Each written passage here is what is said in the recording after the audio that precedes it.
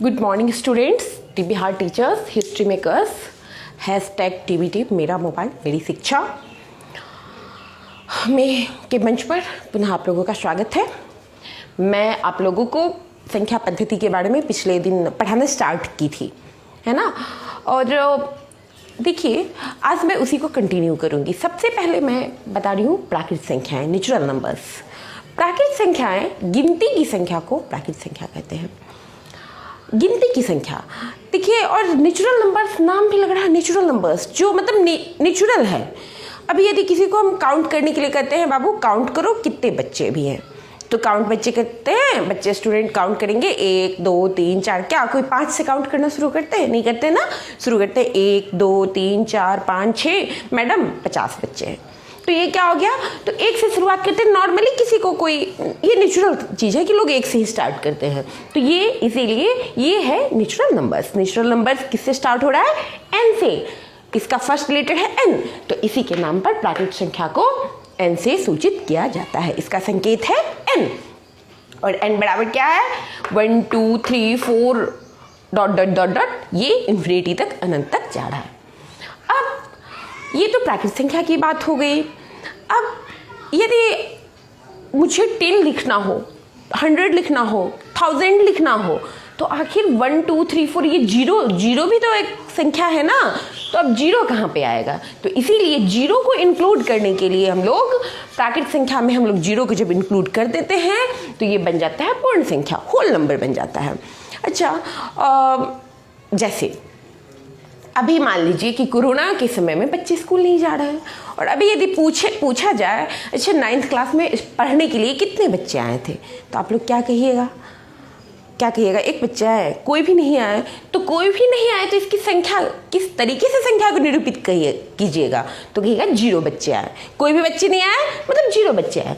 तो इसीलिए पूर्ण संख्या की आवश्यकता महसूस हुई, और प्राकृत संख्या के परिवार में हम लोग 0 को ऐड किए और बन गया पूर्ण संख्या। ठीक है, तो पूर्ण संख्याओं को होल नंबर, इसका इंग्लिश है होल नंबर्स। तो होल नंबर्स किस लेटर से स्टार्ट हो रहा है? W से, और इसी कारण इसका संकेत जो है पूर्ण संख्याओं को W से सूचित किया जाता है। और ये प्राकृत संख्या 1 2 3 4 है, उसमें 0 को ऐड कर दिए हैं, तो 0 1 2 3 4 ये आपका होल नंबर्स है, पूर्ण संख्याएं हैं। ठीक है, अब सोचिए, कभी कभी ठंड के दिनों में शिमला का क्या कभी सुने हैं या कभी गए हैं? शिमला का क्या टेम्परेचर रहता है? लोग गर्मी में तो जाना पसंद करते हैं, ठंड में कितना टेम्परेचर रहता है? पहले धीरे धीरे 10 5 0, फिर -5 -10, इस तरीके से टेम्परेचर घटता जाता है। जब 0 डिग्री पे तो बर्फ बन जाता है, और उसके बाद फिर और ज़्यादा जब ठंडा होता है तो -5 डिग्री, -10 डिग्री सी, इस तरीके से ज़्यादा जाता है टेम्परेचर। तो आखिर उस समय टेम्परेचर है, ये भी तो हम मापने का काम कर रहे हैं ना। तो अब टेम्परेचर माप रहे हैं, तो अब कर रहे हैं -5, तो क्या -5 अभी तक नंबर बढ़े हैं? उसको किस नंबर में रखेंगे? प्राकृत में? नहीं, प्राकृत में नहीं रखेंगे, पूर्ण संख्या में नहीं रखेंगे। तो आखिर ये भी तो किसी न किसी का पार्ट होगा ना। तो इसी सब निगेटिव संख्याओं को पूर्ण संख्याओं में निगेटिव को हम लोग इंक्लूड कर देते हैं, तो हमारा वो कलेक्शन पूर्णांक का कलेक्शन बन जाता है। मतलब पूर्ण संख्याओं में उसके ऋणात्मक संख्याओं को सम्मिलित करने पर पूर्णांक बनता है। ठीक है, अब देखिए पूर्णांक में क्या क्या हुआ? 0 1 2 3 4 इधर अनंत तक जाता गया, और इधर -1 -2 -3 -4 इधर अनंत तक गया। तो ये आपका पूर्णांक हो गया। अब रही बात कि ये पूर्णांक है, तो देखिए 1 2 3 4 इस सब को हम लोग कहते हैं पॉजिटिव इंटीजर्स, धनात्मक पूर्णांक। -1 -2 -3 -4 इस सब को कहते हैं ऋणात्मक पूर्णांक, नेगेटिव इंटीजर्स। ठीक है, जब हम लोगों के पास पैसा रहता है तो क्या कहते हैं? अच्छा, धनात्मक है, पॉजिटिव में आ रहा है। और जब हम लोग कर्ज में रहते हैं तो क्या कहते हैं? निगेटिव में चल रहे हैं, है ना। तो ऋण है, हमारे पास कर्ज है, तो ये -1 -2 -3 -4 ये सब है निगेटिव इंटीजर्स, ऋणात्मक पूर्णांक। ये है पॉजिटिव इंटीजर्स, धनात्मक पूर्णांक। 0 मतलब मेरे पास तो कुछ है ही नहीं। अब इसको ना तो धनात्मक में आता है, ये बच्चे इसको ध्यान रखें, 0 पूर्णांक तो है, लेकिन ये ना तो धनात्मक पूर्णांक है ना ऋणात्मक पूर्णांक है। यदि हम लोग जीरो से लेके 0 1 2 3 4 5 6 लेते हैं तो ये हम लोग धनात्मक पूर्णांक नहीं कहेंगे। इस पूर्ण संख्या में ये धनात्मक पूर्णांक 0 नहीं है, हम इसको कहेंगे और ऋणात्मक पूर्णांकों का संग्रह। मतलब ऋणात्मक पूर्णांक जो है -1 -2 -3 -4 इसको हटा दे रहे हैं पूर्णांक में से।